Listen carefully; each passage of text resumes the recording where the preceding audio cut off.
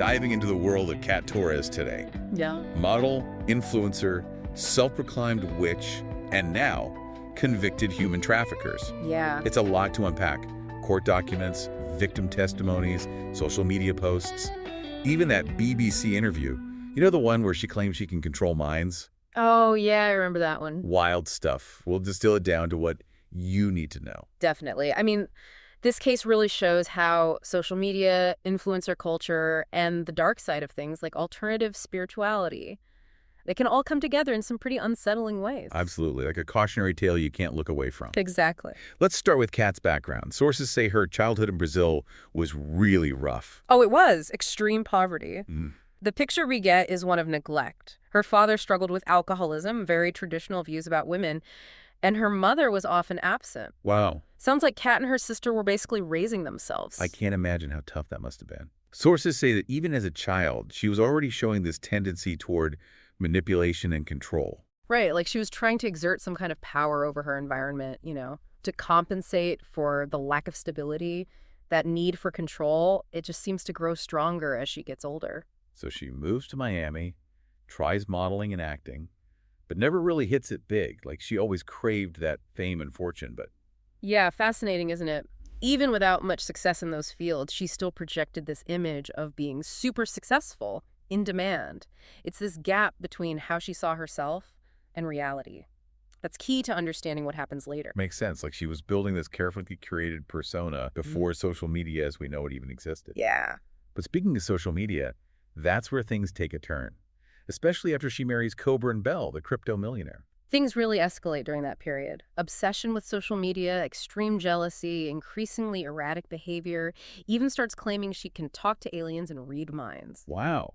Some sources have linked her behavior to ayahuasca use. What do we know about that? Well, ayahuasca, it's a powerful hallucinogen, can cause some serious psychological effects. It's used for spiritual exploration and healing in some cultures, but it can also make mental health problems worse, even trigger delusions, paranoia. So in Kat's case, maybe the ayahuasca amplified those tendencies she already had, towards grandiosity. Yeah. And maybe distorted her reality even more. It's possible, and it's during this time that she shifts away from modeling and acting, goes all in on life coaching and this whole world of witchcraft. And that's when she starts preying on people like Desiree. She becomes a key victim in this story.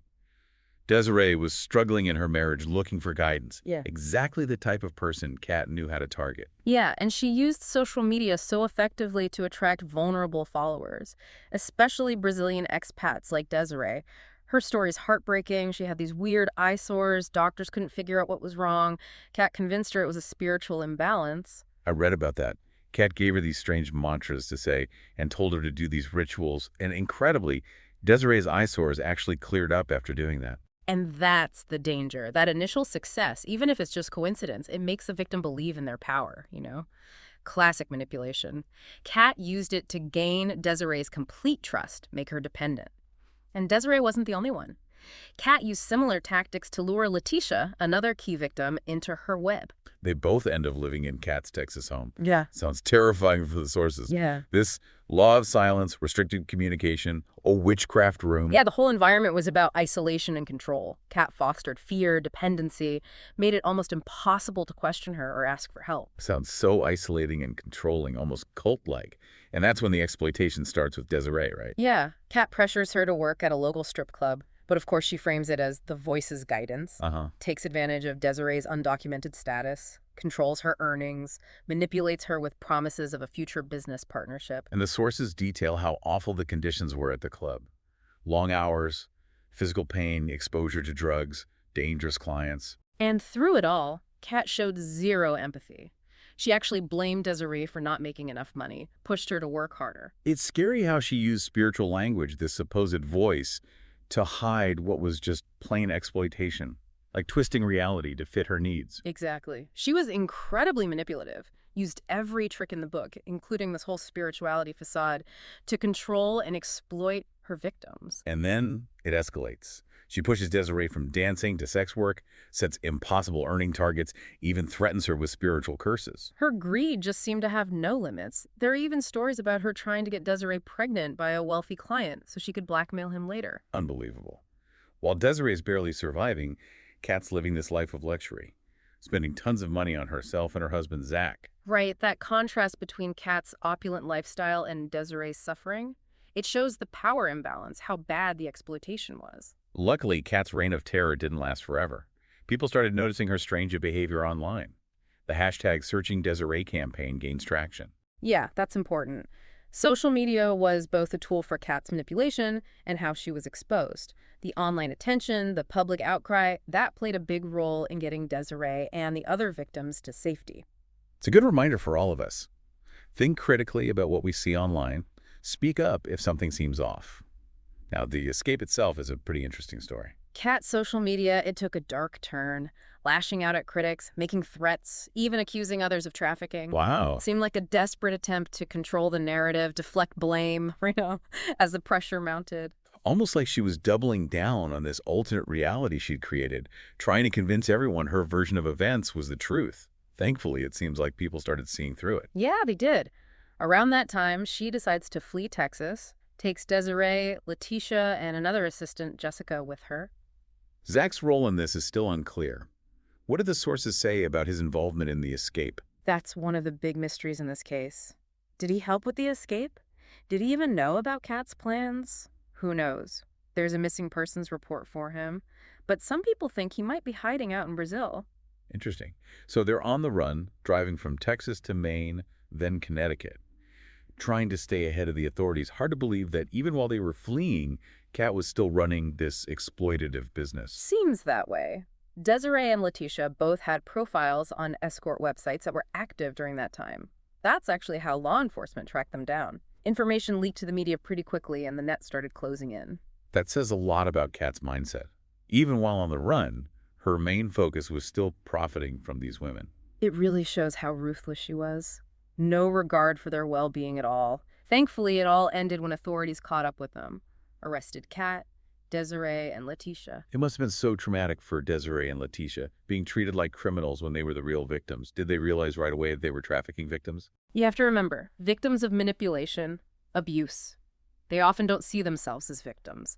Desiree actually said it took her 49 days in prison to fully understand she'd been trafficked. She saw a poster about the signs of human trafficking, and it was like a light bulb went off. Wow. That's a chilling reminder of how manipulative abusers can be, warping their victims' realities so much that they don't even recognize their own suffering.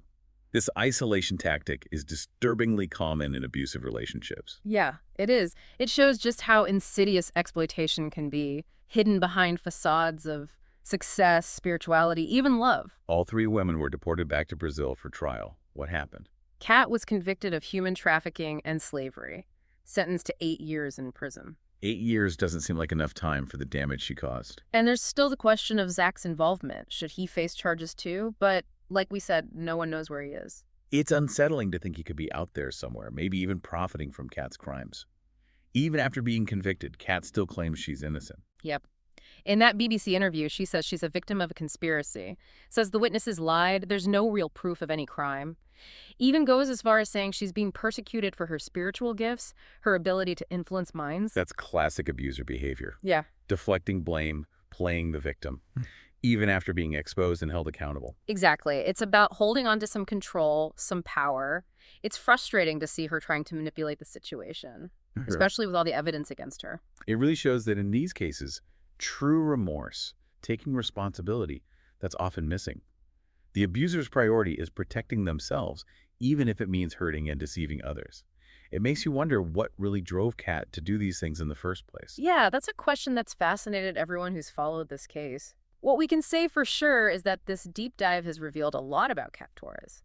Her manipulative tendencies, her relentless ambition, her descent into this dark world of witchcraft and exploitation. It's definitely been a wild ride. We've seen her rise, her fall, and the terrible impact her crimes had on the people she exploited. But where do we go from here? What can we take away from all of this? We've covered a lot.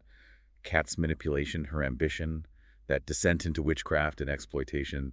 What are the big takeaways? What can we learn? One thing that really stands out is the danger of unchecked ambition, that allure of power, especially when it comes at the cost of others. Cat was fixated on wealth, status, seemed like she'd do anything to get it. And her schemes, they weren't really that clever or well thought out. It was more like brute force manipulation, not strategic genius. Yeah, you're right. She was good at reading people, though, figuring out their weaknesses and using them to her advantage. Almost like she built this messed up reality and then forced everyone around her to live in it. And the way she twisted spiritual stuff to justify her actions, that's really disturbing. It's like she created this mystical image that made it even harder for people to resist. Definitely. We can't forget about social media's role in all of this. It was how she promoted herself, got followers, and ultimately hid her crimes. It shows how social media can be a double-edged sword. For Cat, it let her build this perfect image that was totally fake. She was selling wealth, success, spiritual enlightenment, while exploiting and abusing people. It's a warning for all of us in this digital world.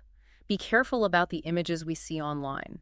Watch out for manipulation, especially with influencers, and those promising easy answers to tough problems. It's easy to get sucked in by the glamour, the promise of a quick fix, but we need to think critically more than ever. Can't just believe everything we see and hear online. Exactly. Question assumptions, look at different viewpoints, and be wary of anyone who says they have all the answers. If it sounds too good to be true, it probably is. Thinking back on everything, what were some red flags about Cat that maybe we could have spotted earlier? That insistence on secrecy, on isolation, big one. The law of silence in her house, limiting communication, those constant threats of curses, all designed to keep her victims from getting help or questioning her. That's something we see a lot in abusive relationships. The abuser cuts off their victim from support, creates an environment of fear and dependency. And Kat always needed validation, attention. Her obsession with social media, projecting this perfect image, it's like she was trying to fill some kind of emptiness inside by getting approval from others. So how can we protect ourselves from someone like Cat? What should we watch out for? Trust your gut. If something feels wrong about a person or a situation, don't ignore it. Be careful around anyone who claims to have special powers or knowledge, especially if they're using it to control or manipulate you. Absolutely. Healthy relationships are built on respect, trust, open communication. If someone tries to isolate you from loved ones or keeps you from getting help, that's a huge red flag. And remember, you can always say no to anything that makes you uncomfortable or unsafe, even if it's someone you trust or look up to. We've done a deep dive into the world of Cat Torres. What's the one thing you want to leave our listener with? Just a reminder that evil can hide behind charm and charisma, but it's also proof of how strong the human spirit is and how important it is to speak truth to power. Desiree was so brave to come forward, share her story. She helped expose Cat's crimes and hopefully prevented others from becoming victims. It's a powerful reminder that even in the darkest times, there's always hope, and help is out there. And for you, our listener, as you deal with the complexities of this world, remember to stay informed, think critically, and never be afraid to ask questions. Knowledge is power. It's our best weapon against those who want to exploit and control us. Stay curious, stay vigilant, and keep diving deep.